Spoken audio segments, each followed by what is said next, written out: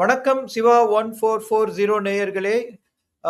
இன்று ஒரு மிக முக்கியமான விஷயம் குறித்து நாம் ஐடியா மேன் மகாதேவன் அவர்களுடன் பேசப் போகிறோம்.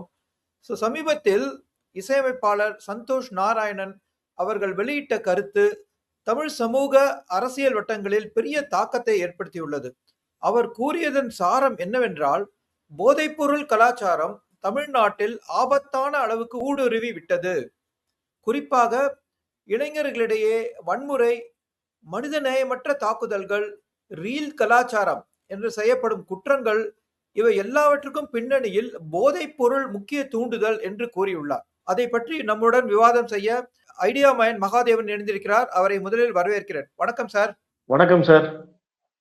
சார், இப்ப நான் சொன்னதோட விஷயங்கள் நீங்க கேட்டிருப்பீங்க. உங்களுக்கு இது நல்லா தெரியும். இதை பற்றி உங்களுடைய கருத்து என்ன சார்? சார், இந்த ப்ராப்ளம் சந்தோஷ் நாராயணன் அவர்கள் சொன்னது மட்டும் இல்லாம சாதாரண பொதுமக்கள் கூட இந்த ஃபீட்பேக் தான் கொடுத்துக்கிட்டு இருக்காங்க. அவங்க பார்க்குற இடங்கள் எல்லாத்துலயுமே இந்த இளைஞர்கள், இளம் வயதினர் பாத்தீங்க அப்படின்னா போதைப் பொருளுக்கும் கஞ்சாவுக்கும் அடிமையாக அவங்க பாட்டுக்கு சுத்திட்டு இருக்காங்க. அவங்கள கண்டுபிடிக்க முடியல. மது போதைய கூட நம்மளால கண்டுபிடிக்க முடியும். இவங்க மது போதையில இருக்காங்க அப்படின்னு கண்டுபிடிக்க முடியும். ஆனா கஞ்சா போதையில இருக்கிறவங்களையோ இல்ல போதை மருந்து பயன்படுத்துபவர்களையோ நம்மளால கண்டுபிடிக்கவே முடியாது. அவங்க எந்த நேரத்துல என்ன செய்வாங்க அப்படிங்கிறதே தெரியாத ஒரு நிலைமையில தான் நம்ம இருக்கோம். சோ அந்த விஷயத்த இந்த பிரச்சனைகளை பொறுத்த வரைக்கும் பாத்தீங்க அப்படின்னா அரசாங்கம் இங்க இந்த கஞ்சா பிரச்சனை, போதை மருந்து பிரச்சனை இருக்கு அப்படிங்கிறதே அவங்க அட்ரஸ் பண்ண மாட்டேங்கிறாங்க. அத இந்த மாதிரி பிரச்சனைகள் இருக்கு அப்படின்னு ஒத்துக்கிட்டா தான் அதுக்கான தீர்வு என்ன அப்படிங்கிறத நோக்கி போக முடியும். அரசாங்கம் நம்ம இதுல இருந்து எப்படி தப்பிச்சுக்கலாம், ஆட்சிக்கு கெட்ட பேர் வராம என்ன பண்ணலாம் அப்படிங்கறத மட்டும்தான் அவங்க திரும்ப திரும்ப யோசிக்கிறாங்க. சோ அதனாலதான் பாத்தீங்கன்னா சமீபத்துல சுகாதாரத்துறை அமைச்சர் கஞ்சாவே இல்ல, கஞ்சா ஜீரோ, இங்க கல்டிவேட் பண்றதே இல்ல அப்படிங்கிற மாதிரி எல்லாம் சொல்லியிருக்காரு. இங்க கல்டிவேட் பண்றாங்க, இங்க வெளியூர்ல இருந்து வருது, இதெல்லாம் ப்ராப்ளம் கிடையாது. கஞ்சா தமிழ்நாட்டுல இருக்கா இல்லையாங்கிறது தான் இங்க கேள்வி. அந்த கேள்விக்கு சரியான பதில் சொல்லாத மாசு அவர்கள் இங்க கஞ்சா நாங்க கல்டிவேட் பண்றதே கிடையாது அப்படிங்கிற மாதிரி வார்த்தை ஜாலத்துல இத தாண்டி போயிருக்காரு அப்படின்னு தான் சொல்லணும். அது மட்டும் இல்லாம இந்த பிரச்சனை பாத்தீங்க அப்படின்னா ஒரு காரணம் மட்டும் நம்ம சொல்லவே முடியாது. இப்ப சந்தோஷ் நாராயணன் அவர்கள் குறிப்பிட்ட மாதிரி இந்த கஞ்சா போதைப் பொருள் பயன்படுத்துபவர்கள் எந்த நேரத்துல எதை செய்வாங்க அப்படிங்கிறதே தெரியாது. சாதாரணமா ரோட்ல போயிட்டு இருக்கிறவங்களை அடிச்சுட்டு போறாங்க. சமீபத்துல கூட பாத்தீங்கன்னா சென்னையில ஒரு கை குழந்தையை வச்சுக்கிட்டு இருந்த ஒருத்தர் பாத்தீங்க அப்படின்னா அவர் பாட்டுக்கு சும்மா நின்றுட்டு இருக்காரு, அவரை வெட்டிட்டு போயிருக்காங்க. இந்த திருத்தணி சம்பவத்துக்கு அப்புறமும் பாத்தீங்கன்னா அதே திருத்தணி ரயில் நிலையத்துல ஒரு வியாபாரி அங்க நடந்து போயிட்டு இருக்காரு, அவரை அடிச்சுட்டு போயிருக்காங்க. எதுக்காக, ஏன் அப்படிங்கிறதே நம்மளுக்கு தெரியாது. அந்த மாதிரி தான் இவங்க எல்லாம் ரியாக்ட் பண்றாங்க. இந்த மாதிரி பிரச்சனைகளுக்கு காரணம் பாத்தீங்கன்னா ஒரு காரணம் மட்டும் கிடையாது. முதல்ல அரசாங்கம் இந்த கஞ்சா மற்றும் போதைப் பொருள் இருக்கிறத ஒத்துக்கணும். அதற்கு கடுமையான நடவடிக்கை எடுக்கணும். இந்த கஞ்சா மற்றும் போதைப் பொருள் விற்பனையே பாத்தீங்க அப்படின்னா பெரும்பாலும் ஆளுங்கட்சி பிரமுகர்கள் தலைமையில தான் நடக்குது. அவங்களுக்கு இதன் மூலமாக ஒரு மிகப்பெரிய பணம் கிடைக்குது. அப்படிங்கிற போது லோக்கல் லெவல்ல காவல்துறையால நடவடிக்கை எடுக்க முடியல. இத முதல்வர் அவர்கள் புரிஞ்சுக்க மாட்டேங்கிறார். கஞ்சாவே இல்லை அப்படின்னு அவர் நினைக்கிறார். முதல்வர் நினைச்சு அவர் காவல்துறைக்கு ஒரு கடுமையான உத்தரவு பிறப்பிச்சாரு அப்படின்னா ஒரு வாரத்துல போலீஸால இதை கிளீன் பண்ண முடியும். தமிழ்நாட்டையே ஒட்டுமொத்தமா கிளீன் பண்ண முடியும். அந்த அளவுக்கு நம்ம காவல்துறைக்கு பவர் இருக்கு, அவங்களுக்கு அந்த அதிகாரம் இருக்கு, அவங்களால செயல்படவும் முடியும். ஆனா இந்த பிரச்சனை இருக்கு அப்படிங்கறத முதல்வர் ஒத்துக்க மாட்டேங்கிறாரு. அதற்கு காரணம் திமுகவுடைய ஆளுங்கட்சி பிரமுகர்கள், எல்லா மாவட்டத்திலும் இருக்கக்கூடிய அந்த ஆளுங்கட்சி பிரமுகர்கள் தான் இந்த கஞ்சா விற்பனை மூலமாக பயனடைகிறார்கள் அப்படிங்கிறது தான் மிக முக்கியமான விஷயம்.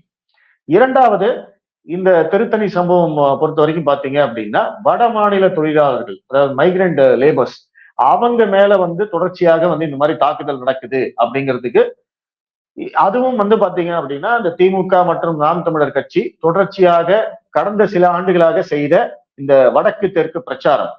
வடக்கன் பான் பராக் வாயன், அவன் கக்கூஸ் கழுவுறதுக்கு தான் இங்க வரான், அவனை விட நம்ம முன்னேறிய மாநிலம், அவன் நம்மளுடைய வேலை வாய்ப்பெல்லாம் குறைச்சிக்கிறான், அவனாலதான் நம்மளுக்கு வேலை கிடைக்க மாட்டேங்குது இப்படின்னு தொடர்ச்சியா இந்த பிரிவினைக்காக இவர்கள் செய்த இந்த பிரச்சாரம் அடித்தட்டு மக்கள் வரைக்கும் போய் சேர்ந்திருக்கு. அதனால என்ன ஆயிடுச்சு, இந்த வட மாநில தொழிலாளர்களை பார்க்கும் போதே அந்த பார்வையே இன்னைக்கு மாறி போச்சு. அவங்கள வந்து ஒரு எதிரியாவும், அவங்கள வந்து நமக்கு வந்து போட்டியாளராகவும் பார்க்கக்கூடிய ஒரு நிலைமை வந்துருச்சு. அதன் காரணமாகத்தான் அவங்கள வந்து ஒரு சாஃப்ட் டார்கெட், அவங்கள அடிச்சா கேட்கறதுக்கு ஆள் இல்ல அப்படிங்கிறதுனால அவங்கள வந்து டார்கெட் பண்ணக்கூடிய ஒரு நிலைமை இங்க தமிழ்நாட்டுல உருவாயிடுச்சு. மூன்றாவதா வந்து பாத்தீங்கன்னா சினிமா. நீங்க கடந்த 10 வருஷமா எடுத்துக்கிட்டீங்க அப்படின்னா கையில அருவாளோட வெட்டுறது, குத்துறது இதுதான் வந்து திரைப்படமா வந்துகிட்டே இருக்கு. அதைத்தான் வந்து ஒரு ஹீரோயிசம் அப்படின்னு வந்து தொடர்ச்சியா காட்டிக்கிட்டே இருக்காங்க. இதுவும் வந்து பாத்தீங்கன்னா சமூகத்துல வந்து ஒரு மிகப்பெரிய தாக்கத்தை ஏற்படுத்தி இருக்கு. எல்லாரும் சொல்லலாம் சினிமா பார்த்து ஏங்க நல்ல சினிமா வந்திருக்குல்ல, நல்ல சினிமா பார்த்து இவங்க எல்லாம் நல்லவங்களாயிட்டாங்களா அப்படின்னு கேட்கலாம். எப்பவுமே கெட்டதைத்தான் நம்ம முதல்ல எடுத்துக்குவோம். அது வந்து எல்லாரும் இதுக்கு முன்னாடியும் வந்து பாத்தீங்க அப்படின்னா சூப்பர் ஸ்டார் வந்து சினிமால வந்து புகைப்பிடிச்ச ஸ்மோக் பண்ணிட்டு இருந்தாரு, சரக்கு அடிச்சிட்டு இருந்தாரு. அப்பெல்லாம் வந்து அவர் மேலேயே அந்த விமர்சனம் வந்தது. கடைசியில அவர் நிறுத்த வேண்டியதா போச்சு. உங்களை பார்த்து வந்து நிறைய பேர் கெட்டு போறாங்க அப்படிங்கிற மாதிரி அவர்கிட்ட சொன்னதுக்கு அப்புறமா அவர் நிறுத்த வேண்டியதா போச்சு. ஆனா இன்னைக்கு இந்த 10 வருடங்கள்ல பாத்தீங்கன்னா தொடர்ச்சியா ரத்த கலரியாத்தான் சினிமாவே வருது.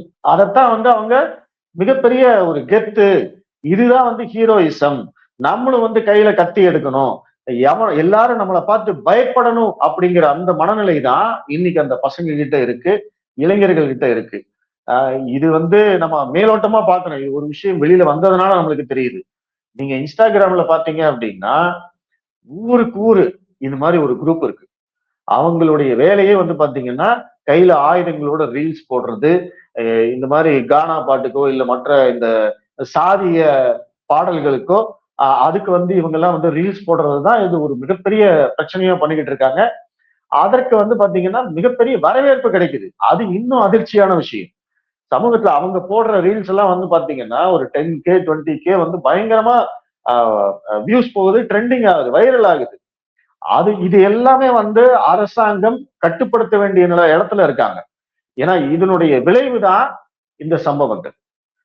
இத நீங்க வந்து பிரச்சனை இருக்கு அப்படிங்கறத அட்ரஸ் பண்ணாம நீங்க இதற்கான தீர்வை கொண்டு வரவே முடியாது. இதுல ஒரு குறிப்பா ஒரு விஷயம் இருக்கு.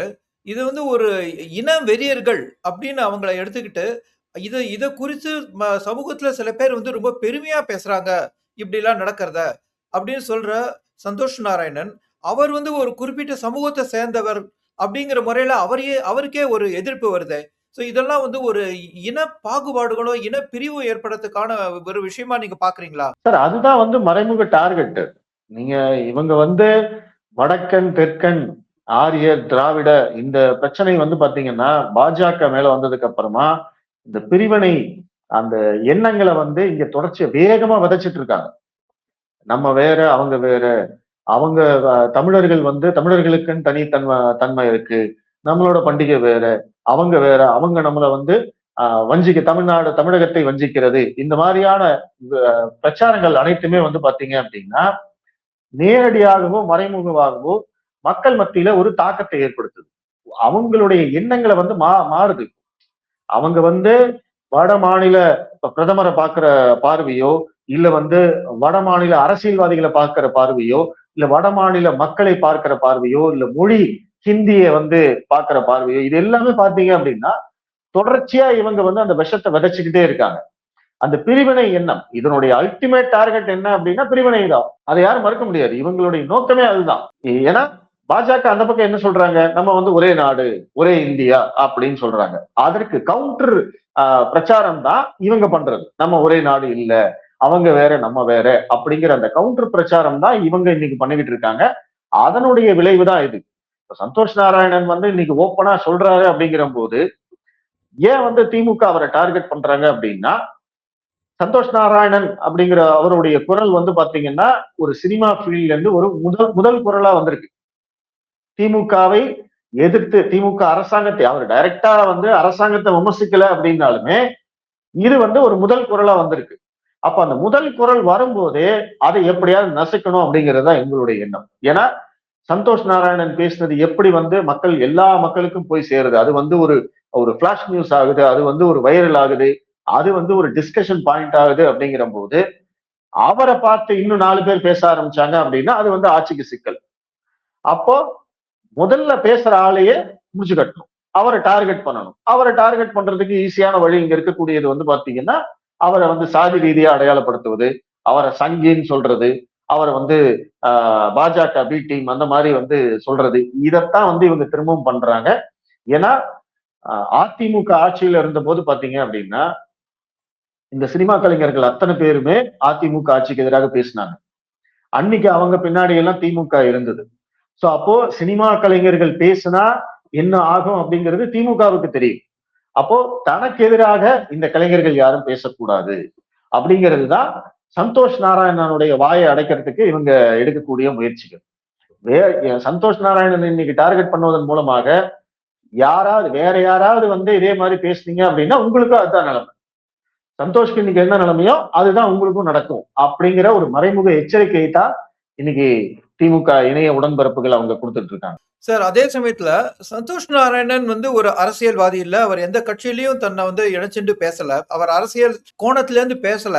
அப்படி இருக்கிற போது போதைப் பொருள் கலாச்சாரம் தான் இளைஞர்கள் வன்முறைக்கு மூல காரணம் அப்படின்னு அவர் சொல்றது மிகைப்படுத்தலாம்.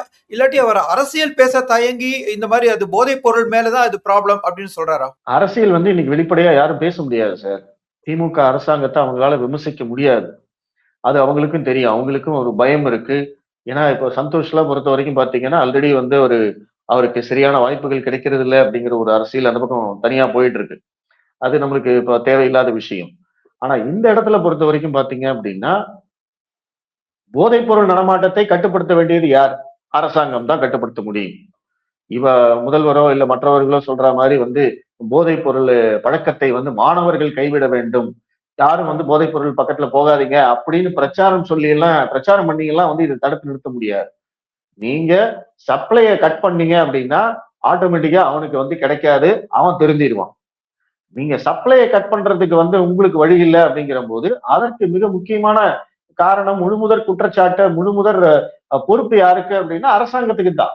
இப்ப சந்தோஷ் நாராயணன் வந்து நேரடியா திமுக அரசு தமிழக அரசு அப்படின்னு சொல்லலைனாலுமே அது நேரடியாகவோ மறைமுகமாகவோ தமிழக அரசாங்கத்தை திமுக அரசாங்கத்தை நோக்கித்தான் அவருடைய விமர்சனங்கள் இருக்கிறது. அதுதான் இவங்களுக்கு பிரச்சனை. இப்ப வந்து இந்த வன்முறை ஆபத்தானது அப்படின்னு வச்சுக்கிட்டா அதை விட ஆபத்தானது அதை பார்த்து கொண்டு அமைதியா இருப்பது தானே. அதாவது அதை ஒரு அரசியல்வாதிகளோ அரசியல் பேசுறவங்களோ அதை பார்த்து அமைதியா இருப்பது அதை விட ஆபத்தானது இல்லையா? அதே சமயத்துல ஒரு அரசியல்வாதி பேசுறதை விட கலைஞர்கள் இதை பத்தி பேச வேண்டிய நிலைமை வந்து விட்டது என்றால் அது அரசியலுக்கே வந்து ஒரு தோல்வி இல்லையா? இங்க தமிழக அரசியலை பொறுத்த வரைக்கும் பாத்தீங்க அப்படின்னா நம்ம எல்லாருமே இன்னைக்கு வந்து வேடிக்கை பார்க்கிற நிலைமையில தான் சார் இருக்கும். இப்ப நீங்க திமுக அரசாங்கத்தை பொறுத்த வரைக்கும் அவங்களுடைய நோக்கம் ஒன்றே ஒன்றுதான், ஆட்சிக்கு கெட்ட பேர் வரக்கூடாது. அதுக்கு எப்படி எல்லாத்தையும் மூடி மறைக்கணும் அப்படிங்கறத அவங்க தொடர்ச்சியா செஞ்சுக்கிட்டே இருக்காங்க. இப்ப நீங்க அந்த கரூர் சம்பவத்துல கூட எடுத்துக்கிட்டீங்கன்னா அதையும் இதையும் இன்னைக்கு ஒப்பிட்டு பேசுறாங்க. அன்னைக்கு வந்து ஒரு 41 பேர் இறந்தாங்க.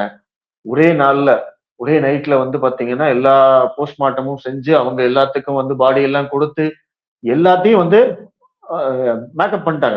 அப்படியே வந்து மூடி மறைச்சிட்டாங்க. என்ன நடக்குது ஏது நடக்குதுன்னு மக்களுக்கு தெரியறதுக்கு முன்னாடியே எல்லாத்துக்கும் வந்து பாடி எல்லாம் கொடுத்தாச்சு.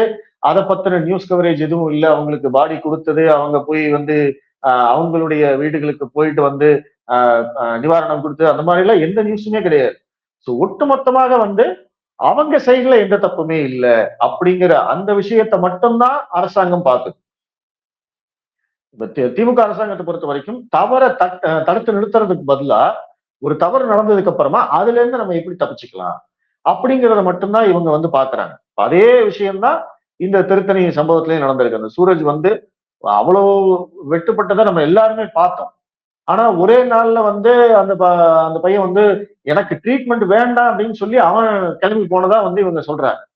அதுக்கு எந்த ஆதாரமும் கிடையாது. இப்பவும் வந்து அந்த பையன் உயிரோடு இருக்கானா, இல்ல உண்மையிலேயே வந்து சொந்த ஊருக்கு போயிட்டானா, இல்ல இவங்கதான் வந்து அனுப்பிச்சு வச்சாங்களா, என்ன பண்ணாங்கன்னு யாருக்குமே தெரியாது. அதுதான் வந்து இங்க இருக்கக்கூடிய சிக்கலுக்கு காரணம். இப்ப அரசாங்கம் இந்த அளவுக்கு வந்து ஒரு ஆக்டிவா நமக்கு கெட்ட பேர் வரக்கூடாதுன்னு நினைச்சு எல்லாம் பண்ற போது அவங்க கையில மீடியா இருக்கு, அவங்க கையில சோசியல் மீடியா இருக்கு, ஒரு மிகப்பெரிய டீம் இருக்கு. அப்படி இருக்கிற போது யார் வந்து அவங்களுக்கு எதிராக பேசுவாங்க? எதிர்கட்சிகளாவது வந்து அதை ஒரு ப்ராக்டிவா எடுத்து இதை ஒரு மிகப்பெரிய இஷ்யூவா மாத்திருந்தாங்க அப்படின்னா கூட மத்தவங்க பேசுறதுக்கு வந்து ஒரு ஒரு தயக்கம் இருந்திருக்காது. அவங்களும் தைரியமா வந்து பேசியிருப்பாங்க. ஆனா எதிர்க்கட்சிகளே இங்க வந்து பெருசா செயல்படலையே. இந்த விஷயத்த வந்து பெருசாக்கலையே. எல்லாரும் அவங்கவங்க வந்து ஒரு அறிக்கை குடுத்துட்டு, ஒரு பேட்டி குடுத்துட்டு முடிச்சுட்டாங்க. அத பத்தி பெருசா வீடியோ கூட கிடையாது. இப்ப அதுக்கு அடுத்து இன்னொரு விஷயம் என்னன்னா, இந்த விஷயம் நடந்தபோது அத விமர்சனம் பண்ற சில பேர், புல்லிங்கோ அப்படிங்கிற ஒரு ஒரு வார்த்தைய உபயோகப்படுத்தி, புல்லிங்கோ இளைஞர்கள் தான் இத செய்றார்கள் அப்படின்னு சொல்றபோது, இந்த புல்லிங்கோன்னு சொல்றது ஒரு வட சென்னையில் உள்ள ஒரு சமூகத்தினரை குறிப்பிட்ட முறையில இருக்கு. அதனால அது வந்து ஒரு ஒரு தாழ்த்தப்பட்ட மக்கள வந்து நீங்க சாடுற மாரி இருக்கு அப்படின்னு திசை திருப்புதல் நடக்குது. புல்லிங்கோ என்பவர்கள் யாரு? இதே இந்த புல்லிங்கோன்னு சொல்லக்கூடாது. புல்லிங்கோக்கும் தாழ்த்தப்பட்டவர்களுக்கும் என்ன சம்மந்தம்? சார் இந்த புல்லிங்கோ அப்படின்னு நம்ம யாருமே சொல்லல சார். அவங்களே அடையாளப்படுத்திக்கிட்ட சொல் தான் புல்லிங்கோ. எங்க புல்லிங்கோ எல்லாம் பயங்கரம். எங்கள பார்த்தா வந்து பயம் வரும் அப்படிங்கிற மாரி வந்து பாட்டு எழுதி, அந்த பாட்டு ஃபேமஸ் ஆனதுக்கு அப்புறமா தான் அந்த மாரி இந்த கலர் கலரா தலைமுடி வச்சிருக்கிறவங்க, கன்னா பின்னான்னு வந்து ஹேர் ஸ்டைல் வச்சிருக்கிறவங்க, இவங்களையெல்லாம் வந்து புல்லிங்கோ அப்படின்னு அடையாளப்படுத்த ஆரம்பிச்சாங்க. அது வந்து பட்டியலின மக்கள் மட்டும் கிடையாது. அந்த மாதிரி இருக்கக்கூடிய எல்லா பசங்களையும் வந்து பார்த்தீங்கன்னா, பொதுவா வந்து புல்லிங்கோ தான் சொல்றாங்க.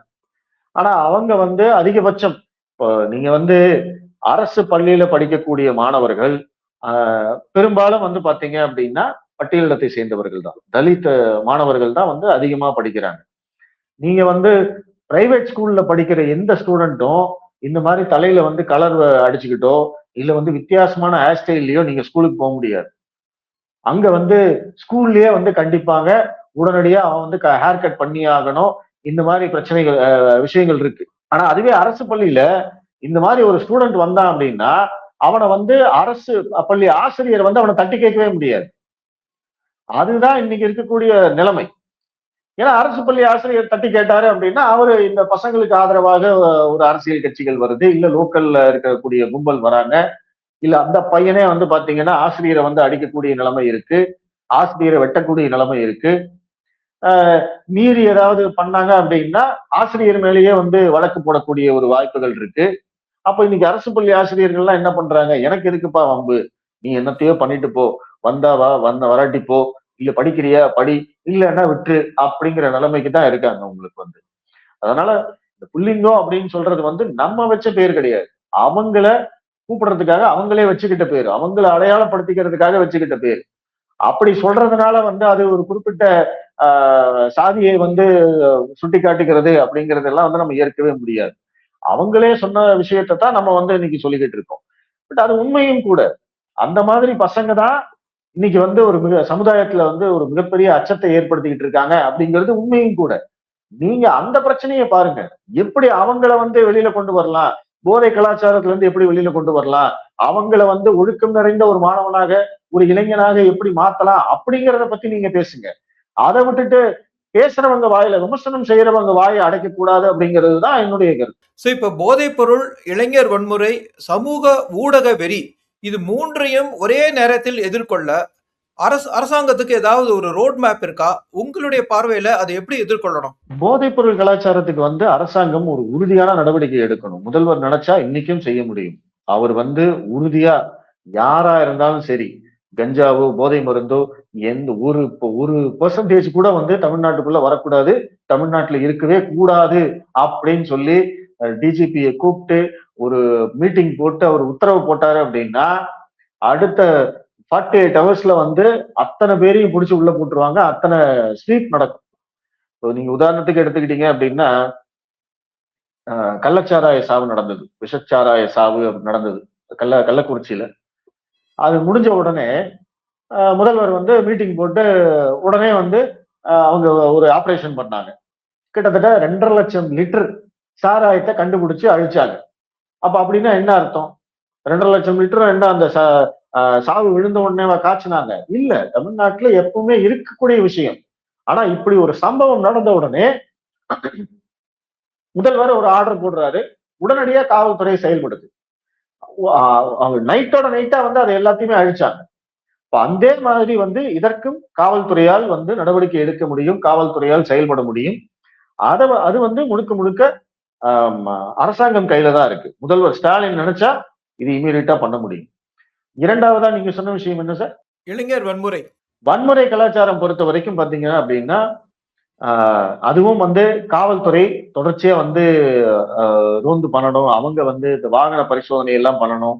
இப்ப இந்த திருத்தணி சம்பவத்திலேயே எடுத்துக்கிட்டீங்கன்னா, அவங்க அந்த பட்டாக்கத்தி, அந்த அரிவாளு எல்லாத்தையும் அவங்க வீட்ல இருந்து எடுத்துக்கிட்டு ட்ரெயின் ஏறி, ட்ரெயின்ல வந்து ரீல்ஸ் எடுத்து, அத ஷூட் பண்ணி, அதுக்கப்புறம் அவன் மறுபடியும் அந்த அந்த இளைஞர வடமாநில இளைஞர தனியா கூட்டிட்டு போயிட்டு, அவர வெட்டிட்டு, அதே பட்டாக்கத்தி எல்லாத்தையும் எடுத்துட்டு வீட்டுக்கு போயிருக்காங்க. அப்ப இத்தன சம்பவங்கள் நடந்த வரைக்கும், காவல்துறையால எதுவுமே செய்ய முடியல. அந்த ரீல்ஸ் அதான் அந்த அந்த பையன வெட்டின ரீல்ஸையும் அவங்க வெளியிட்டதுக்கு அப்புறமா தான் காவல்துறை அவங்கள தேடி புடிச்சு கைது பண்ணியிருக்காங்க. அப்ப இந்த மாதிரி கையில ஆயுதங்களோட ஏகப்பட்ட ரீல்ஸ் வந்து இன்ஸ்டால போயிட்டு இருக்கு. அப்ப அதற்கெல்லாம் வந்து காவல்துறை நடவடிக்கை எடுப்பாங்க அப்படிங்கிற பயம் இங்க இளைஞர்களுக்கு வந்துருச்சு அப்படின்னா, அவங்க இத தொடமாட்டாங்க. அப்போ இன்னைக்கு வந்து என்ன நடந்தாலும் பார்த்துக்கலாம் அப்படிங்கிற ஒரு தைரியம் வந்து அவங்களுக்கு இருக்கு அப்படின்னா, அதுவும் நம்ம காவல்துறையத்தான் நோக்கி கை காட்டி குற்றம் சொல்ல வேண்டியிருக்கே தவிர, நம்ம சமூகத்தால வந்து நம்ம ஒண்ணும் பண்ண முடியாது. நீங்க ஆயுதம் வச்சிருக்கிறவங்க கிட்ட நம்ம போயிட்டு வந்து அட்வைஸ் பண்ணிட்டு இருக்க முடியாது. அத காவல்துறை தான் கேட்கணும். இந்த விஷயத்தை இந்த கலாச்சாரத்தை தடுக்க வேண்டியதும் காவல்துறை தான். 3வதா நீங்க சொன்ன மாரி அந்த சோசியல் மீடியா இன்ஃப்ளூயன்ஸ், ரீல்ஸ் ஆமா. மோகம், ரீல்ஸ் போதை. அதுவும் வந்து பார்த்தீங்க அப்டின்னா, அது அரசாங்கமும் வந்து அதுக்கு மிக முக்கியமான நடவடிக்கை எடுக்கணும்.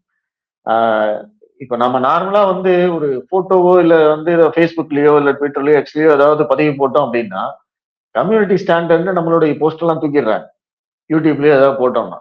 ஆனா இவங்க வந்து ஆயுதங்களோட போடுற ரீல்ஸ் எந்த கம்யூனிட்டி ஸ்டாண்டர்டுக்கும் வரமாட்டேங்குது. அவங்களுக்கு எந்த பிளாக்கும் நடக்க மாட்டேங்குது. அப்போ இதெல்லாம் வந்து அரசாங்கம் இவங்களுக்கு சோசியல் மீடியாவுக்கு வந்து பாத்தீங்கன்னா இன்ஸ்ட்ரக்ஷன்ஸ் கொடுக்கணும். இந்த மாதிரி வந்து ஆயுதங்களோட யாராவது ரீல்ஸ் போட்டாங்க அப்படின்னா, அதை வந்து உடனடியா தூக்குங்க. அது வந்து இதுல ஃபீல்ட்ல இருக்கவே கூடாது அப்படிங்கிறத அவங்களுக்கு கொடுக்கணும். ஏற்கனவே அந்த மாதிரி போட்டவங்க அத்தனை பேர் மேலேயும் இம்மிடியா வந்து நடவடிக்கை எடுக்கணும்.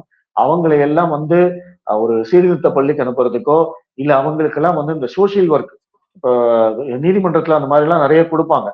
தண்டனை அப்படிங்கிறதே வந்து நீங்க சோசியல் ஒர்க் பண்ணுங்க அப்படின்னு சொல்லுவாங்க. அந்த மாதிரி சோசியல் ஒர்க் பண்ண சொல்லி அவங்களுக்கு ஏதாவது கொடுத்தா தான் இந்த விஷயம் எல்லாம் இதுக்கு வந்து ரொம்ப சீரியஸா வந்து அரசாங்கம் தான் சார் நடவடிக்கை எடுக்கணும். எல்லா இடத்துக்குமே வந்து அரசாங்கம் நினைச்சு காவல்துறை நினைச்சாங்க அப்படின்னா இதை வந்து கட்டுக்குள்ள கொண்டு வர முடியும்.